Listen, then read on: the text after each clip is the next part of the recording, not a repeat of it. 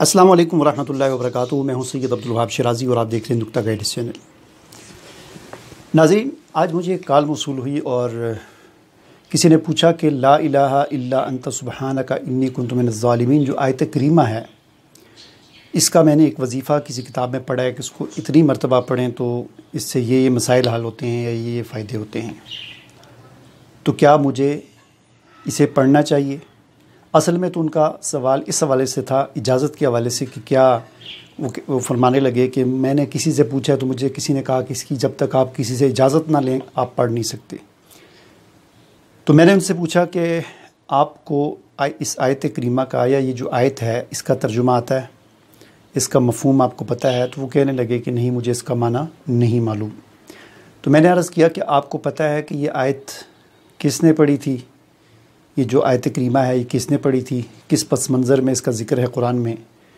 तो वो फरमाने लगे कि हज़रत यूनुस अलैहिस्सलाम ने इसको पढ़ा था। मैंने कहा चलें ये ठीक है। तो हज़रत यूनुस अलैहिस्सलाम ने, मैंने उनसे कहा कि क्यों पढ़ा था? क्या उनको भी किसी ने कहा था कि तुम आप जो है ये अल्फाज, ये आयत करीमा इतनी मरतबा बार बार पढ़ेंगे तो अल्लाह ताला आपको मछली के पेट से बाहर निकाल देंगे? तो कहने लगे नहीं, उन्होंने ये एक दुआ मांगी थी अल्लाह ताला से।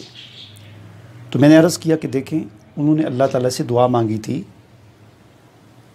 ला इलाहा इल्ला अंता सुब्हानका इन्नी कुन्तु मिनज़ ज़ालिमीन, और इसके मफ़हूम को समझते हुए उन्होंने कुछ अर्ज़ की थी अल्लाह ताला से, और बार बार ये अर्ज़ की थी अल्लाह ताला से, बार बार ये दुआ मांगी थी। 40 दिन तक मुसलसल ये दुआ मांगते रहे। अल्लाह ताला ने फिर उनको मछली के पेट से बाहर निकाला। इसको इस तरह समझे कि जैसे हमें कोई चीज़ जब चाहिए होती है तो हम अल्लाह ताला से क्या कहते हैं? ए अल्लाह मुझे मकान चाहिए। हम यूँ अल्लाह ताला से कहते हैं, क्यों? और ये बात जो हम कह रहे होते हैं हमें भी पता भी होता है, इसका माना भी हमें पता होता है, और ये भी पता होता है कि हम अल्लाह से क्या कह रहे हैं। जब हमें गाड़ी चाहिए होती है तो हम कहते हैं अल्लाह मुझे गाड़ी चाहिए, ए अल्लाह मुझे घर चाहिए, ए अल्लाह मुझे नौकरी चाहिए, ए अल्लाह मेरे दुकान को कारोबार जो है इसको बेहतर कर दे, ए अल्लाह मैं बीमार हूँ मुझे शिफा दे दे। ठीक है, इसी तरह हम अपनी ज़ुबान में ये जो समझते हैं हम उन अल्फाज के साथ हम अल्लाह ताला से दुआ करते हैं। तो कुरान के अंदर भी जितनी दुआएं हैं अंबिया अलैहिस्सलाम की, चाहे वो हज़रत यूनुस अलैहिस्सलाम की दुआ का ज़िक्र हो, चाहे वो हज़रत ज़करिया की दुआ का ज़िक्र हो, चाहे वो हज़रत अय्यूब अलैहिस्सलाम की दुआ का ज़िक्र हो, हज़रत याहया अलैहिस्सलाम की, हज़रत इब्राहीम अलैहिस्सलाम की, हज़रत मूसा अलैहिस्सलाम की, जितने भी अंबिया की दुआओं का ज़िक्र है जिन्हें हम भी पढ़ते हैं, तो ये दुआएँ उन्होंने पूरे जो शऊर के साथ सोच समझ कर अल्लाह ताला से मांगी थी, उसके मफ़हूम को समझते हुए। इसी तरह हुज़ूर सल्लल्लाहु अलैहि वसल्लम ने भी जितनी दुआएं अल्लाह ताला से मांगी या अपनी उम्मत को सिखलाईं, और सहाबा किराम ने उनको मांगा तो पूरे सोच शऊर के साथ समझ कर अल्लाह ताला से मांगा। चूँकि हमारी ज़बान अरबी नहीं है और हम अपनी जो हाजत होती है वो अपनी ज़ुबान में अल्लाह से मांगते हैं, लेकिन कुरान की जो दुआएँ हैं इनके हवाले से हमारा तसव्वुर ये बन चुका है कि शायद इन दुआओं को तोते की तरह जिस तरह रटे हुए अल्फाज होते हैं हम पढ़ते जाएंगे तो ऐसा होगा। तो ऐसा नहीं होता। देखें, हमने किसी से कोई चीज़ जब मांगनी, मिसाल के तौर पर हम किसी बादशाह के पास चले जाते हैं, वज़ीर आज़म साहब के पास चले जाते हैं, तो हम क्या कहेंगे उससे? वज़ीर आज़म से जाकर हम अपनी वो हाजत या जो ज़रूरत है उसको हम यानी उन अल्फाज के साथ कहेंगे कि जो हमें भी समझ आएँ और वज़ीर आज़म साहब को भी समझ आएँ। ठीक है ना? मसला हम कहेंगे वज़ीर आज़म साहब मेरा ये मसला है, इसमें मुझे आप इंसाफ दिलवाइए।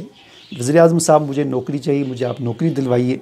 तो जब हम पूरे शऊर के साथ, समझ के साथ हम जब उनके सामने एक बात कहेंगे तो हमारी बात करने के अंदर एक कॉन्फिडेंस होगा, एक एतमाद होगा, हमें भी पता होगा कि हम क्या कह रहे हैं, वज़ीर आज़म साहब को भी पता होगा वो क्या कह रहे हैं, तो हमारी बात के अंदर एक वज़न भी होगा, ज़ोर भी होगा।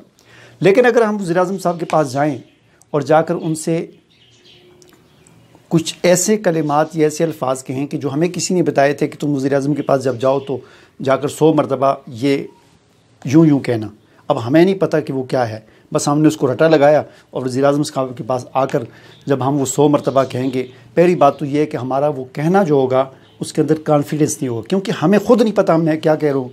क्या पता है उस बंदे ने कोई गाली मुझे ना सिखा दी हो और मैं जाकर इमरान साहब, वज़ीर आज़म साहब जो है उनको जाकर वो कहूँ तो वो कहीं खुदा न खास्ता गाली ना और वो मुझे सज़ा ना दे दें, क्योंकि हमें तो नहीं पता कि वो क्या किसी ने बताया है।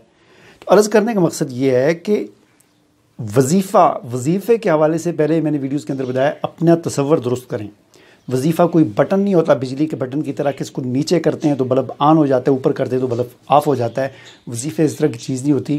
وظیفے کیا ہیں؟ دعائیں ہیں، اور دعا وہی اللہ کے ہاں جلد قبولیت کا شرف حاصل کرتی ہے جو ہم پورے یقین کے ساتھ اور پورے اعتماد کے ساتھ کہیں گے۔ اور پورے یقین اور پورے اعتماد کے ساتھ ہم تبھی دعاؤں کو پڑھ سکتے ہیں جب ہمیں اس کا مفہوم پتہ ہو کہ ہم کیا کہہ رہے ہیں۔ اب ہمیں پتہ ہی نہیں ہے کہ لا الہ الا انت سبحانک انی کنت من الظالمین کیا کہہ رہے ہیں ہم، تو ہم بس پھر وہ ایک رٹا لگائیں گے، دماغ ہمارا وہ دکان میں ہوگا، دماغ ہمارا کہیں گھر میں ہوگا، زبان بس چل رہی ہوگی لا الہ الا انت سبحانک انی کنت من لا الہ الا انت سبحانک انی کنت من الظالمین، اس طرح کوئی فائدہ نہیں ہوگا۔ لیکن ہمیں اس کا مفہوم پتہ ہوگا لا الہ الا انت، کہ اے اللہ تیرے علاوہ کوئی معبود نہیں، سبحانک تو پاک ہے، انی کنت من الظالمین اے اللہ میں ظالم ہوں، میں گناہ گار ہوں، تو مجھے معاف فرما دے۔